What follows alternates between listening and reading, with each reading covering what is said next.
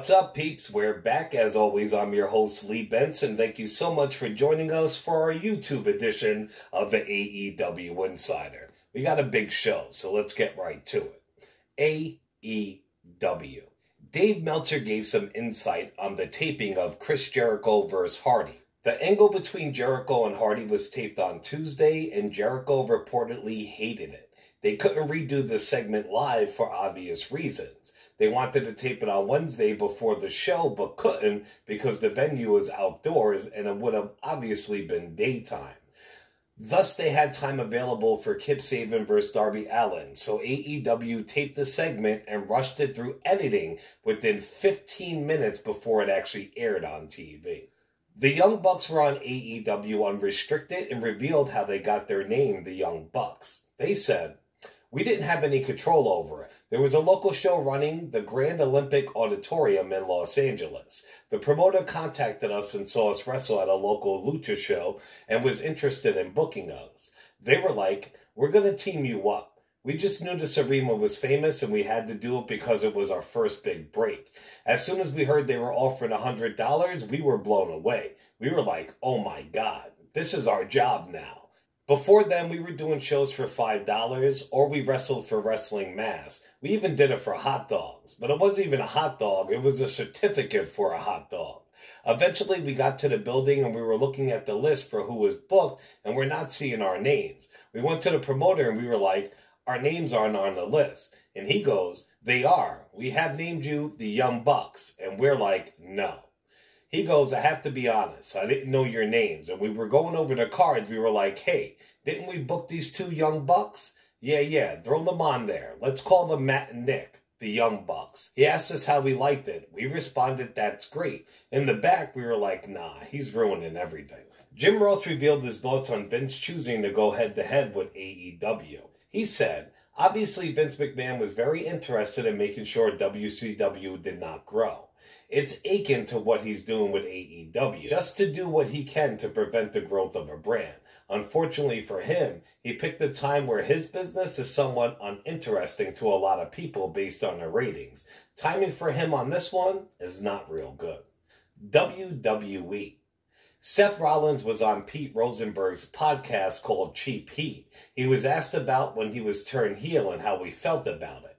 Rollins said, the short answer is no. I was not excited about turning heel. It wasn't something that I was excited about out of the gate.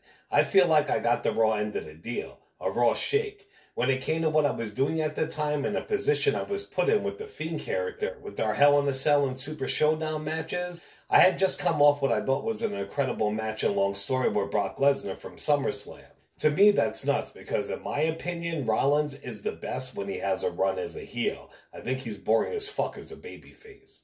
Goldberg was a guest on Inside the Ropes, and he gave some insight on when Vince McMahon let him know he would beat Brock Lesnar at WrestleMania 20.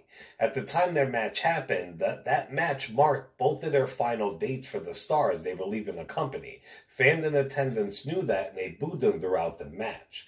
Goldberg stated, here's the thing. If you are presented with the scenario and you are Vince McMahon, what the hell do you do, said Goldberg. Who do you let win? Who do you hate less? I just wonder how he came to that decision. I really do, because he wanted to kill me, and I know he wanted to kill Brock because we were leaving. So I guess he wanted to kill Brock a little bit more, and that's why I won. It was tough. It hurt my heart. You don't feel appreciated after going out there and giving it your best. The worst part about it was right at the beginning when we got in the ring, I looked at Brock and I swear he wanted to kill me. I mean, he had the worst look on his face. I was like, uh-oh, oh God, what is going on here, and why is this the way that it is? E-Wrestling reported WWE and NXT superstars will be on various Instagram live special video interviews next week as the road to WrestleMania Too Big for One Night continues. WWE.com released the following announcement. Catch Charlotte Flair, Rhea Ripley, Mandy Rose, and more on Instagram Live heading into WrestleMania. The WWE Universe can catch some of their favorite superstars on Instagram Live heading into WrestleMania at WWE, at WWE The Bump, and on their own WWE NXT accounts. The festivities all get started as Ryan Polopas of WWE The Bumps host a watch-along for ESPN's encore presentation of WrestleMania 32. He'll be with Zack Ryder and Charlotte Flair sharing an insight on their memorable matches. And that actually premieres today on ESPN. Sami Zayn gave some insight on how he thinks his match with Daniel Bryan will go at WrestleMania. He said, "Fans are expecting a clinic, but here's what will happen. The righteous rage of 1,000 injustices will be unleashed on Daniel Bryan. It didn't have to be this way. He is a good man. But this will be a quick, violent beating, and I will remain untouched." Now, we have all heard the story about the infamous Montreal Screw Job. After it was over, Vince McMahon got his face spat in by Bret Hart, and I believe he got punched in it also. When Bret Hart just did his interview with Stone Cold, he actually let us in on how Shawn Michaels reacted to him when the match was over.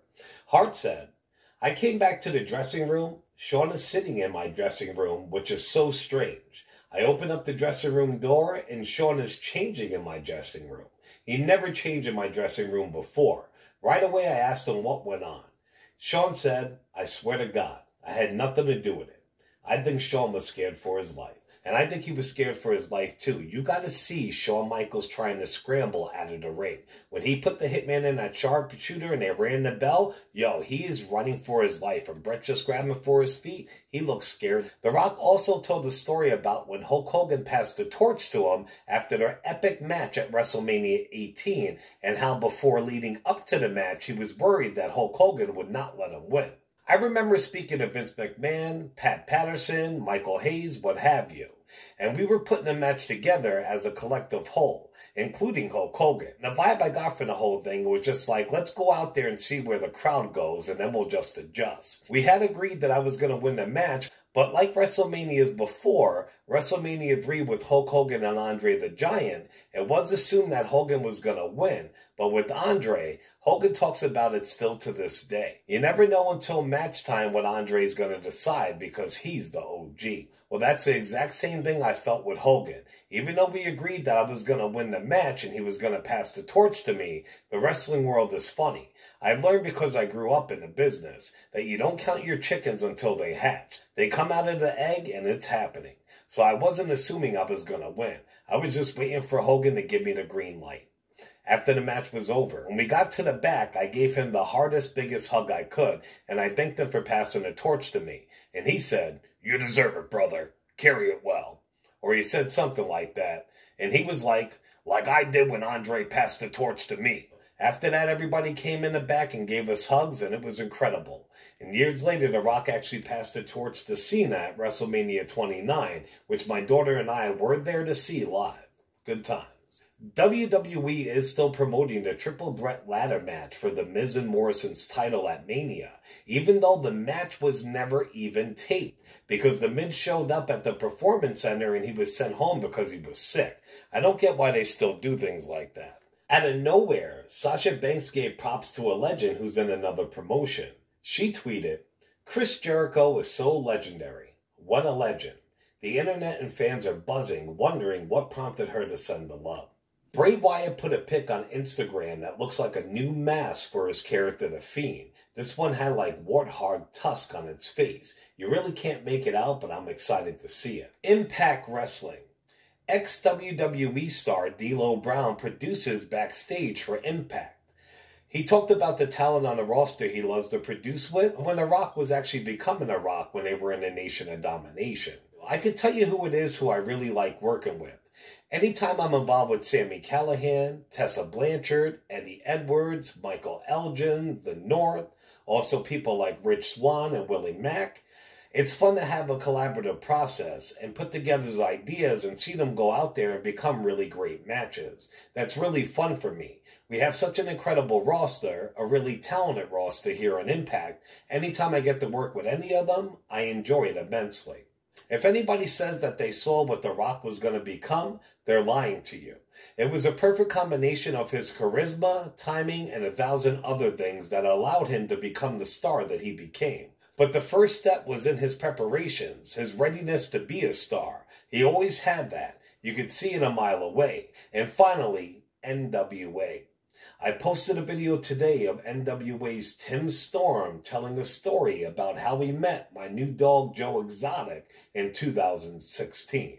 It's a must-watch. Check it out on our social media. All right, peeps. Well, that's it for this show. Definitely check out our podcast. I'm always putting out podcast shows also if you don't see us on here. So check us out on all major podcasting platforms, Facebook and YouTube, under the AEW Insider, and on Twitter under the AEW Insider 1. Remember, if you want to have a chance to win an AEW Series 1 action figure, go to our YouTube, like and comment on the video, follow us on Twitter, and hit us up on Facebook, and boom, you're in the running. All right, peeps, I'll see you guys soon. Ciao.